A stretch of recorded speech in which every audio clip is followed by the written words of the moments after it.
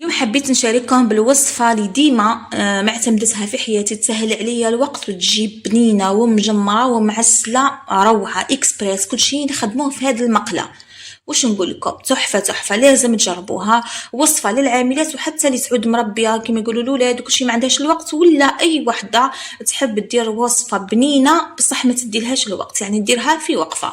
جبت لكم اليوم وصفه تليتلي ولا تسليتلي، كل واحد كيفاش يقولوا، ولا حتى تقدروا ديروها بلسان العصفور هذاك ولا لسان الطير، فوار بلا مراقي بلا تعب. المهم نقول لكم بكتب ولا فيديو من اول لاخر، ما تقلقوش من خيتكم اسماء. نقول لكم حبوباتي نحبكم ونموت عليكم. ما ننساوش نصليوا على النبي، اللهم صل وسلم على سيدنا محمد وعلى اله واصحابه اجمعين. ونقول لكم حبوباتي مانيش تضغطوا لي على زر لايك هكا باش يطلع فيديو تاعي ويشوفوا اكبر عدد ممكن من المشاهدين، فضلا وليس امرا. لكم لاول مره تشاهد قناتي وصدفوها فيديوهاتي حبيبتي ما تبخلينيش من اشتراكك وانضمامك لقناتي، اكيد راح يشرفني وينورني. وهيا نبداو بسم الله في المقادير وتعليقات التحضير.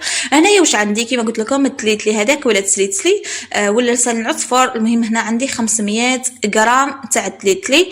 هنايا ديروا اي نوعيه تحبوها، انا مالفه نخدم عمر بن عمر ولا نخدم محبوبه ولا بهاد النوعيه اكسترا. المهم هنايا تليتلي ديروا، تحبوا خشين تحبوا رقيق كيما تحبوا واش عندك ديري. هنايا في مقله، من احسن مقله تكون كبيره شويه باسكو راح نخدموا فيها كل شيء. اذا ما عندكش مقله خدمي نورمال في البرمه. هنايا واش عندي، درت حوالي 2 مغارف كبار تاع الزيت، من احسن زيت زيتونه، لكن انا هنايا درت زيت نباتي عادي.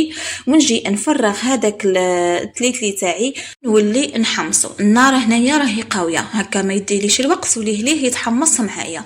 لكن مبتدئات اللي خافوا يتحرق لهم ولا يجيهم حبه بحبه، من الاحسن نقصوا للنار وحمصوه غير بشويه، لانه فيه الزيت شويه دونك مش راح يدي معنا وقت ليه بعد نلقاوه اتحمص. حاولوا برك تقلبوه مليح، تحركوه حتى تشوفوه باللي بدا يتحمص. شوفوا هنايا بدا يتحمص، نبقى نقلب ونحرك حتى يتحمص لي كامل على حبه. هاوليكم هنايا راهو بدا يتحمص مليح. كيما قلت لكم النار راهي قويه، ما داش معايا وقت بزاف، حوالي 2 دقائق ولا 3 دقائق لقيتو تحمص معايا. شوفوا هنايا دوك انايا نحيه بجيه. انا فنخدم كذلك بنفس الطريقه ولا نفس الوصفه هذه لسان الطير هذاك اللي يجي مسطح، تسمى الحبه تاعو تجي مسطحه. هاوليكم نحطهم بجيه. هنايا عندي صدر تاع الدجاج، نقول لكم الوصفه هذه خدموها بالصدر تاع الدجاج ولا كذلك بالجنحين تاع الدجاج. انا هنايا نحكم نقطعوا دي مخصو كبار ولا قطع كبيره شويه بالشكل هذا. في نفس المقله هذيك بعد نضيف حوالي ملعقه كبيره من زيت الزيتون ولا اكيد زيت نباتي عادي ولا حتى الزبده، ونجي نقلي هادوك ولا نحمر هاد الدجاج تاعي. والنار دائما تكون قويه، لانه الدجاج كنت نقصوا له للنار راح يجي معكم ناشف، يعني هذا السر خذوه بعين الاعتبار. هنايا راح ندير شويه فلفل حمار حار، شويه كذلك فلفل اسود، شويه فقط تاع الملح، ونقليهم كما قلت لكم على نار قويه، ونحركهم ولا نقلبهم حتى يتحمروا ويطيبوا. حوالي تديلكم كذلك 2 دقائق. حبيت برك هنايا نقول لكم، بزاف يقولوا لي كنعود نطيب كيما هكا حوايج، يقولوا لي اسم المقله راهي تحرقت، وهي ما تحرقتش، تبان لكم برك. دوك نقدمها لكم تشوفوها فقط حمراء، يعني هذا هي البنه الصح، البنه تاع الدجاج ولا حتى تاع الخضر اللي تقعد في المقله. من بعد نديكلاصيوها بالماء ولا كذلك بالخل ساعات ولا حتى بالطماطم، ونتحصلوا على البنه هذيك اللي نحوسوا عليها كامل. ما نقولوا لهم هذوك العصارات ولا لي سوك تاع الدجاج. هنايا نحيته، واللي حطيت البصله هذيك اللي شفتوها حطيتها في اول فيديو اللي نعتها لكم. عندي بصله متوسطه، من الاحسن ديروا البصل هذاك الخضاري. في فصل الشتاء ديري 2 بصلات قطعيهم رقيق، ولا حتى بصله تكون كبيره قطعيها رقيق، ولا ديري البصل هذا كيما درت انايا. ندير له شويه ملح برك ونقليه شويه حوالي دقيقه ولا دقيقه ونص، ونضيف له هذيك الطماطم. انا هنايا درت 2 حبيبات تاع الطماطم، حكمت سكرفجتهم مع 3 سنينات تاع الثوم. لكن نقول لكم انا مالفه نخدم بصلصه الطماطم الجاهزه، ديروا منها كاس، حكموا كاس تاع صلصه الطماطم الجاهزه كيما تاع البيتزا هذيك وضيفوها. كذلك هنايا عندي مغرف صغيره معمره تاع الملح، عندي كذلك شويه تاع كزبر يابس ومرحي، شويه كذلك تاع فلفل حمار حار، وعندي شويه تاع الفلفل الاسود. كما تقدروا تضيفوا راس الحانوت، تخليو على الكزبر هذاك وتضيفوا راس الحانوت الكميه اللي تحبوها، ما تكثروش بزاف برك.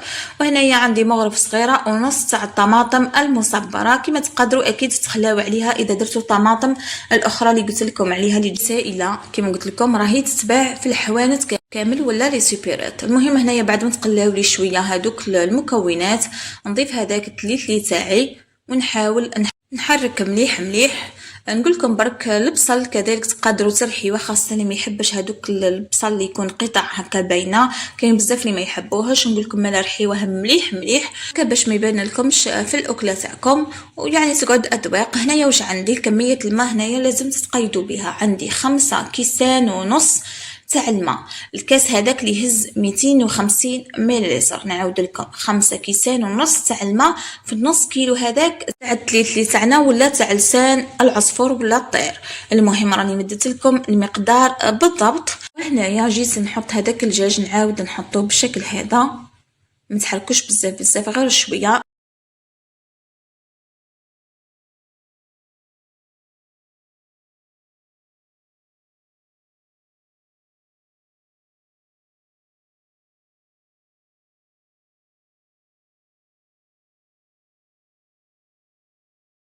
شوفوا هنايا غير يبدا الخليط تاعي يبدا يغلي معايا، نقص للنار كيما نطيب الروز عادي. الطريقه هذه كأننا نطيبو في الروز، وكونوا متاكدين باللي راح يطيب معاكم كي الزبده، يعني يطيب معاكم مليح كيما يحب الخاطر.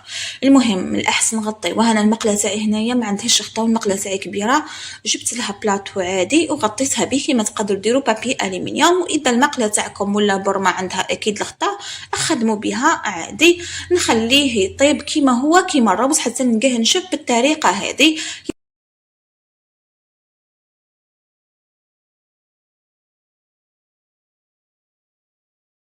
كما شفتوا راهم مزربع كل حبه وحدها وفي نفس الوقت طايب.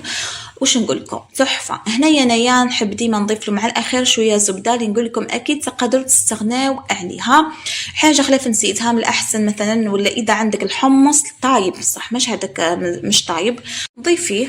وهنايا بالنسبه للتزيين تحبوا تزينوه بالبيض هذاك ولا العظام كما يقولوا مسلوقين، تقسمي حبه عزوز وتزيني به هكا من الفوق. كيما اكيد تقدر تزينيه كيما هكا، درت له شويه فقط تاع المعدنوس وقدمته كذلك مع هذا الزيتون اللي يجي حار ويجي مشوي. واش نقول لكم تحفه. جربوا هذه الوصفه، على بالي بلي راح تعجبكم، راح تسلككم في اخر دقيقه، يعني توجدوه في وقفه. على بالي بربي ان شاء الله راح تعتمدوا هذه الوصفه وتسلكوا بها راسكم وتحمروا وجوهكم، لانها تجي بنينه تسخف كيما هذاك العادي ولا كيما هذاك التقليدي، نفس البنه وبلاك خير. على بالي بلي اطباقنا التقليديه ما كانش كيفها مثيل وما لازمش نتخلاو عليها، لكن حوايج ولا وصفات كيما هكا يسهلوا علينا الوقت، خاصه العاملات ولا اللي ما عندهمش الوقت وحابين ياكلوا كيما هكا تليتلي، وتقول لك واش راح يفورهولي واش راح يخدمهولي. هاي ليكم اسم خيتكم خمس فيكم، جربوه وعينيكم مغمضين. شوفوا كيفاش يجي هذاك الطريف تاع الزبده في الاخر، شوفوا كيفاش يمدوا هذيك اللمعه كذلك محمر ومجمر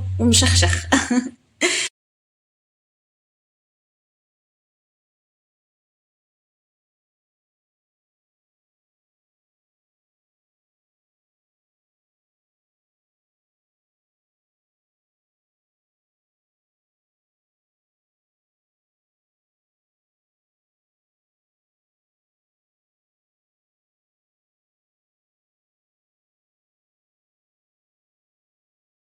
كيما تقدروا اكيد تقليو هذاك الفلفل حار وتقدموه معاه مع البيض من الفوق هذاك ولا العظام، كل واحد كيفاش يقولهم كيعودوا طايبين. تزيين دائما يقعد اختياري. كذلك الحمص كما قلت لكم اذا عندكم حمص طايب طيبوه معاه وقدموه، اكيد راح يجيكم روعه.